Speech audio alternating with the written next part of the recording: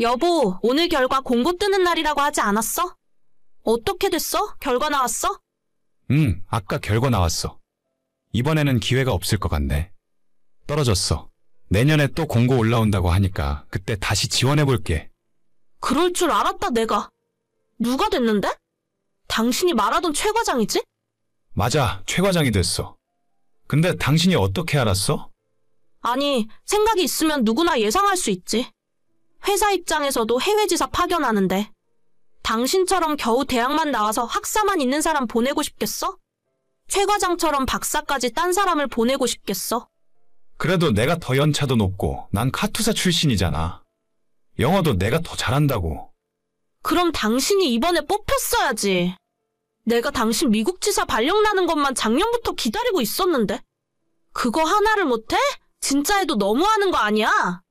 그러길래 남들 다 따는 박사 하나 안 따고 뭐 했어? 그렇게까지 미국 가서 살고 싶어? 그럼 나 말고 미국 남자랑 결혼하지 그랬냐? 아니, 그냥 박사학위 가진 사람이랑 결혼하지. 뭐하러 나처럼 못 배운 사람이랑 결혼했어? 나도 이제 와서 생각해보니 그럴 걸 그랬네. 그땐 내가 사랑에 눈이 멀어서 똥인지 된장인지도 몰랐어. 그리고 미국 가자고 하는 게 어디 나 좋자고 하는 소리야. 나는 솔직히 미국 지사 가고 싶은 생각 별로 없어. 내가 미국에서 살고 싶었으면 예전에 나 혼자 한국 안 들어오고 그냥 부모님이랑 같이 거기 남아서 살았겠지. 당신이 하도 미국 가서 살고 싶다고 노래를 부르니까 어쩔 수 없이 미국 지사 지원한 거야. 솔직히 막상 가서 살아보면 그렇게 좋지도 않다니까? 누가 나 좋자고 그래? 내가 미국 가서 아이 낳고 싶다고 했잖아. 어차피 아이를 낳을 거라면 미국에서 나오면 아이한테도 좋잖아. 여보, 그거 그렇게 의미 없어. 우리가 나중에 미국에서 살 것도 아닌데. 애만 국적이 미국인이면 뭐해? 선택권이 있는 거랑 없는 거랑 완전 다른 얘기잖아. 그리고 시부모님이 미국에서 살고 계신데. 어디에서 학교 다니고 어디에서 살지는 모르는 일이잖아. 아니, 그래도 그렇지. 그것 때문에 나한테 박사 못 땄다고 뭐라 하는 건 좀 아니지 않아? 정말 그 이유 때문에 내가 해외 파견에서 밀린 건지 확실한 상황도 아니잖아. 그래, 그건 내가 말이 좀 심했네. 하지만 내 생각이 틀린 것 같진 않아. 당신이 박사 과정까지 마쳤거나 아니면 다른 자격증이라도 있었으면 이번에 이런 식으로 탈락하진 않았을 거야. 그건 그렇다고 치자. 당신 말이 전부 맞다고 쳐. 근데 그걸 지금 와서 나한테 뭐라고 해봤자 바뀌는 게 있어? 내가 당신한테 내 학력을 속인 것도 아니잖아. 다 알고 결혼했으면 그냥 만족하고 살아야지. 이제 와서 하나하나 불만이면 나보고 대체 뭘 어쩌라고? 아, 됐어. 내 책임이야. 내가 잘못했어. 됐지? 앞으로 태어날 우리 아이한테 미국 국적 주고 싶었던 내가 나쁜 여자야. 자꾸 왜 있지도 않은 아이 이야기를 해? 지금 당신이 임신하고 있는 것도 아니고 우리가 진지하게 아이 계획에 대해서 이야기를 해본 적도 없잖아. 그래, 너 잘났다. 너 잘났어. 그렇게 잘난 머리로 공부 더해서 박사 따지 그랬냐? 아, 됐다. 진짜 그만 이야기하자. 내가 안 그래도 머리가 복잡한데 당신이랑 이야기하고 있으면 터질 것 같아. 저와 아내는 작년 봄에 결혼했습니다. 결혼 후에는 아내가 직장을 그만두고 제가 외벌이를 하면서 살고 있고 아내의 말과는 다르게 자녀 계획은 아직 없는 게 맞아요. 아내는 대학원에서 석사과정까지 마치고 여의도에서 좋은 직장을 다니고 있었는데 결혼하고 난 뒤에 번아웃이 심하게 왔다면서 일을 그만두더라고요. 제가 버는 돈으로 당장 둘이 사는데 큰 문제는 없어서 건강 회복만 생각하고 푹 쉬라고 말했지만 그게 벌써 10개월이 넘어갑니다. 아내가 일을 안 하는 건 제게 있어 큰 문제는 아니지만 문제는 다른 곳에 있어요. 예전에는 안 그러던 사람이 최근 들어 자꾸 제 학벌을 문제 삼으며 잔소리를 심하게 한다는 점입니다. 제가 중학교 다닐 때 부모님과 미국으로 이민을 가게 되었고 부모님은 아직도 미국에서 살고 계시지만 저는 적응을 못하고 다시 한국으로 들어와서 대학을 나오고 취업을 했거든요. 부모님 없이 혼자 지내다 보니 빠르게 졸업하고 취업을 해야만 하는 상황이었고 어차피 그게 아니더라도 대학원에 진학할 생각은 조금도 없었습니다. 그런 대단한 학위가 아니더라도 원하는 직장 들어가서 지금까지 잘 살고 있었는데 아내가 하도 잔소리를 하니까 제가 뭔가 잘못된 것 같고 점점 자존감이 떨어지더라고요. 아, 이번 달에 돈이 또 부족하네. 당신 보너스 언제 받아? 이제 여름 전까지 보너스 없어. 그러길래 카드 좀 아껴서 쓰라니까. 뭐? 누가 들으면 내가 엄청 과소비하고 다니는 줄 알겠네. 요즘 물가가 얼마나 비싼지 알기나 해. 마트에 가는 게 무서워. 그래도 그렇지. 생활비 카드로 400만 원이나 나오면 당연히 돈이 부족하잖아. 내 월급이 얼만지 뻔히 알면서. 그 돈을 나 혼자 써? 당신 먹고 입는데 절반이 들어가는 거나 마찬가지야. 그럼 당장 이번 달부터 밥에 간장만 뿌려서 먹던가. 앞으로 반찬 투정하기만 해봐. 아니, 누가 돈 쓰지 말래? 내가 돈을 아예 쓰지 말라는 소리가 아니잖아. 공과금의 대출이자에 매달 나가는 고정비만 해도 120만 원인데 카드값으로 400만 원을 넘게 쓰니까 내 월급으로 항상 적자가 나지. 진짜 당신 말 한 번 잘했다. 우리 아직 애도 없어. 겨우 둘이 사는데 돈이 이 정도로 들어간다고. 그럼 애 낳으면 얼마나 돈이 더 들어가겠어? 나보고 아껴 쓰라고 할 게 아니라 당신 연봉이 너무 적다고 생각 안 해? 뭐? 내 연봉이 적다고? 이 나이에 8천이면 적은 건 절대로 아닐 텐데. 그럼 돈이 왜 모자라? 내가 당신 월급으로 명품을 사기를 했어? 아니면 흥청망청 쓰면서 놀기를 했어? 의심되면 카드 내역 확인해봐. 전부 살림하는데 쓴 돈뿐이야. 알긴 아는데 조금 저렴하게 아껴서 살림을 할 수도 있잖아. 야채 과일을 사러 백화점까지 갈 필요가 있어? 유기농 이런 것들 전부 몇 배나 비싼 거잖아. 난 원래 이런 것만 먹어. 그럼 이상한 싸구려 정크푸드만 먹었으면 좋겠니? 고기를 먹어도 국내산만 먹고 야채 과일은 유기농을 먹어야지. 그래야 건강함을 유지하고 사는 거야. 당신도 나 덕분에 잘 먹고 살았으면서 이제와 돈이 아까워서 그래. 너가 맛있고 건강한 밥 해주는 건 고마운데 그렇다고 한 번 장 볼 때마다 30만 원, 40만 원 나오는 건 좀 심하잖아. 이젠 하다하다 먹는 걸 가지고 뭐라고 하네. 당신이 능력이 있어서 돈을 더 벌었으면 아무 문제 없었잖아. 왜 당신 능력 없는 걸 나한테 참으면서 살라고 하는 거야? 내가 언제 명품 사달랬어? 유럽 여행 보내달라고 했어? 외제차 사달라고 했어? 먹는 것도 못 먹게 하면 당신 능력 부족이 문제라고 생각 안 해? 그래, 내가 문제다, 내가 문제야. 내가 능력 없는 놈이 맞아. 그러니까 우리 그냥 여기서 끝내자. 내 능력으로는 당신 먹여 살리는 건 불가능할 것 같아. 뭐? 이제 와서 이혼하자고? 내가 능력 없다고 한 말 때문에 그래.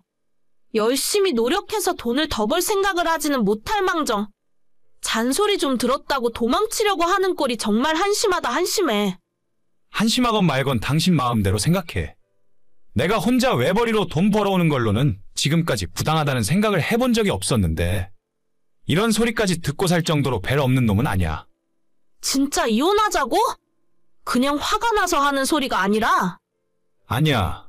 나 화 안 났어. 내가 당신한테 화를 왜 내? 오늘부터 나 밖에서 따로 지낼게. 집은 부동산에 내놓을 테니까 당신도 빨리 이사갈 집 알아봐. 이혼 서류 완성되면 연락할 테니까 그때 만나면 될 것 같아. 지금 뭔 소리야? 와이프가 바가지 좀 긁었다고 바로 이혼하는 경우가 어디 있어?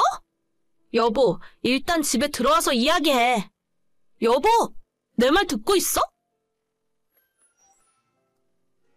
아직 결혼하고 1년밖에 지나지 않았는데 벌써부터 이렇게 저를 무시하는 모습을 보니 앞으로의 결혼 생활이 뻔하게 그려지더군요. 솔직히 아내가 학벌로 저를 무시할 때마다 너는 대학원까지 나와놓고 왜 집에서 놀고 있냐고 한마디 하고 싶었지만 꾹 참았어요. 더 이상 같이 사는 것도 의미가 없는 것 같고 성질 나빠지기 전에 그만하렵니다. 겨우 저런 인간을 먹여 살리기 위해서 일하고 희생하며 살고 싶지도 않네요. 내일 우리 집 제사 있는 거 알지? 일찍 퇴근하고 바로 엄마 집으로 가. 형수도 낮부터 일찍 가서 일하고 있는다고 그랬어. 진짜 징글징글하다. 너희 집안은 무슨 이유 때문에 매달 제사를 지내는 거야? 누가 보면 엄청난 뼈대 있는 양반 가문인 줄 알겠어. 우리 부모님 앞에서 그런 이야기 꺼내지도 마. 특히 우리 아버지는 양반 집안 자부심 하나로 살아오신 분이라서 그 이야기 했다가는 난리 난다? 옛날에 엄마가 제사 더 이상 못 지낸다고 했다가 이혼하기 직전까지 갔었어. 나 진짜 완전 사기 결혼 당한 기분이야. 제사를 이렇게 지내는 줄 알았으면 내가 당신이랑 결혼 안 했지. 내가 평소에 집에서 노는 것도 아니고 맞벌이 하면서 집안일까지 할 거 다 하는데 진짜 인간적으로 제사가 너무 많은 거 아니냐고. 1년에 몇 번 하는지 기억도 안 나. 그래도 아직 할머니가 살아계시니까 9번만 하는 거지. 나중에 할머니 돌아가시고 나면 10번 해야 돼. 우리 엄마는 평생 하셨어. 나중에 아버지가 좀 더 나이 먹고 힘이 빠지면 그때 형이랑 상의해서 줄일게. 줄이긴 뭘 줄여. 아예 집안 모든 행사를 없애버리던지 해야지. 사실 내 생각도 안 하고 싶어. 내가 집안에서 장남도 아니고 제사해봤자 나한테 좋을 거 하나도 없으니까. 아, 몰라. 진짜 너무 짜증난다. 제사 때문에 일찍 퇴근한다고 말하는 것도 회사에 너무 눈치 보여. 우리 부장님이 나보고 종갓집 맏며느리냐고 하시잖아. 매달 제사 있다고 일찍 간다고 하니까 나보고 다들 불쌍하대. 진짜 미안해. 대신 내가 오늘 저녁에 집에서 청소기 돌리고 설거지까지 다 할게. 조금만 참아. 우리 아버지도 언제까지 저렇게 기세등등 하시겠어. 저희 시댁의 제사는 1년에 명절 2번을 제외하고 총 9번이나 됩니다. 5대까지 지낸다는데 진짜 처음 시집와서 그 이야기 듣고 기절하는 줄 알았어요. 오죽했으면 제가 결혼한다는 후배들을 만나면 다른 건 다 제껴놓고 무조건 남자 쪽 집안에 제사를 몇 번 지내는지 그것부터 확실하게 알아보라고 말할 정도입니다. 9번이 말이 쉽지 명절 포함해서 거의 매달 한 번씩 제사 지내러 가야 합니다. 시댁 집안이 엄청 잘 사는 집안이라거나 정말 주변에서 알아줄 정도로 대단한 명문 집안인 것 같으면 제가 말도 안 합니다. 아버님께서 입만 열면 우리 집안이 경주 최씨의 충렬공파 몇 대손이라고 자랑을 하시고 위로 직계조상이 누가 있다고 말씀하시는데 저는 당연히 알지도 못하고 들어본 적도 없는 사람이죠. 요즘 세상에 그런 게 뭐가 중요하고 누가 알아준다고 그러는지 모르겠어요. 한 번 제사 지낼 때 최소 20만 원 정도는 드는데 1년에 10번만 제사 지내면 한 달 월급이 그냥 사라집니다. 돈도 너무 아깝고 여러 사람들 매번 오라가라 해서 일 시키는 것도 너무너무 짜증나요. 남편이랑 이 문제로 신혼 때부터 너무 싸웠고 몇 번이나 이혼을 결심하기도 했었는데 그놈의 정이 뭔지 아직까지 이러고 살고 있습니다. 안 그래도 매달 찾아오는 제사 때문에 짜증나 미치겠는데 2달 전에 저를 정말 뚜껑 열리게 하는 사건이 하나 있었어요. 여보, 나 몸살 기운이 너무 심한 것 같아. 오늘 출근했다가 얼굴 도장만 찍고 바로 퇴근하는 중이야. 저녁에 시댁 못 갈 것 같으니까 아버님한테 이야기 잘해주고 당신 혼자 다녀와. 약은 먹었어. 제사 걱정하지 말고 집에 가서 약 먹고 푹 쉬어. 알겠어. 고마워. 둘째야, 오늘 못 온다고? 감기 좀 걸린 것 같은데 그 정도로 집안 행사를 빠지면 되니? 아버님 죄송해요. 몸이 너무 안 좋아서 도저히 못 갈 것 같아요. 그리고 이게 감기 몸살인지 아니면 제가 확진자가 된 건지도 모르겠어서 일단 검사받고 집에 오긴 했는데 결과가 내일 나온대요. 괜히 제사하러 갔다가 어머님, 아버님이나 집안 사람들에게 옮기면 안 되잖아요. 그게 지금 뭐가 중요하니? 너네 증조 할머니 제사인데 며느리가 빠지는 게 말이나 돼? 당장 택시 타고 우리 집으로 건너와라. 최소한 절이라도 한번 올리고 누워있어. 저 진짜 꾀병 부리는 게 아니고 정말 몸이 아파서 그래요. 테스트 결과도 안 나왔는데 가족들 모인 장소에 제가 어떻게 가요? 괜히 제사 오기 싫으니까 핑계 대는 거 아니냐? 우리 집안이 어떤 집안인데 지금까지 감기 좀 걸렸다고 제사 안 오는 며느리는 너가 처음이야. 어떤 집안인데요? 솔직히 아버님 말씀대로 그렇게 뼈대 있는 가문의 명문 집안이면 자식들 장가갈 때 집 한 채씩 해주셨어야 하는 거 아닌가요? 어머님, 아버님, 당장 먹고 사는 걱정하셔야 될 상황에서 무슨 놈의 명문 집안을 그렇게 찾으세요? 지금까지 제사 지낸 돈만 다 모았어도 빌딩을 한 채 올렸겠어요. 너 지금 말 다 했냐? 너가 우리 집안을 무시했어? 너 같은 며느리는 집안에 하등 쓸모가 없으니까 당장 이혼하고 썩 꺼져. 나가긴 제가 왜 나가요? 지금까지 공짜로 일해드린 거 억울해서 절대 이렇게는 못 쫓겨나요. 그렇게 결혼 4년 만에 시아버지랑 대판 싸우고 거의 원수지간이 되었습니다. 이쯤 되니까 저도 너무 화가 나고 대체 뭔 놈의 대단한 집안이길래 며느리들을 이렇게까지 쥐잡듯 잡으면서 제사를 해야 한다고 난리를 피우는 걸까 궁금해지더라고요. 남편에게 당신네 집안 족보 확인해봐야겠으니까 아버님 몰래 가져다 달라고 했더니 족보가 6.25 때 피난 가다가 불에 타서 없어져 버렸다는 말도 안 되는 변명을 하는 겁니다. 그렇게 대단하고 위대한 집안인데 족보가 불타서 없어지면 다시 만들면 그만 아닌가요? 그때부터 뭔가 이상했고 당장 제사 지내는 오대손 조상까지 이름이라도 알아서 적어오라고 했어요. 다음날 남편이 종이에다 지금 살아계신 할머님까지 총 10명의 조상님 이름을 적어왔고 저는 인터넷으로 찾아봤는데 경주 최씨 가문 종친회가 마침 제가 다니는 직장에서 멀지 않은 곳에 있더라고요. 이름이 적힌 종이를 들고 무작정 찾아갔고 이 사람들이 진짜 족보에 올라와 있는지 확인해달라고 부탁드렸죠. 한참 뒤에 하시는 말이 맨 위에 오대조 할아버지 이름은 경주 최씨 가문 족보에 있긴 있는데 부인 이름도 다르고 그 밑으로 있는 자손들의 이름까지 맞는 게 하나도 없답니다. 한마디로 이야기해서 만들어낸 족보였다 이 말이었죠.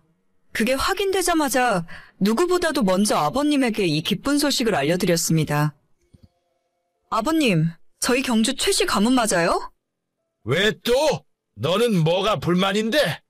경주 최씨 충렬공파 맞다니까. 그런데 왜 족보도 없고 다른 친척도 아는 사람이 없는데요? 저희 집안 제사 때 우리 식구 말고는 오는 사람도 없잖아요. 그건 6.25 때 피난 가다가 족보가 불타 없어졌고 친척들과 뿔뿔이 흩어져서 아는 사람이 없어서 그렇다니까. 그러면 그건 그렇다고 치고 저희가 제사 지내는 조상님들이 진짜 저희 집안 조상님들 맞아요?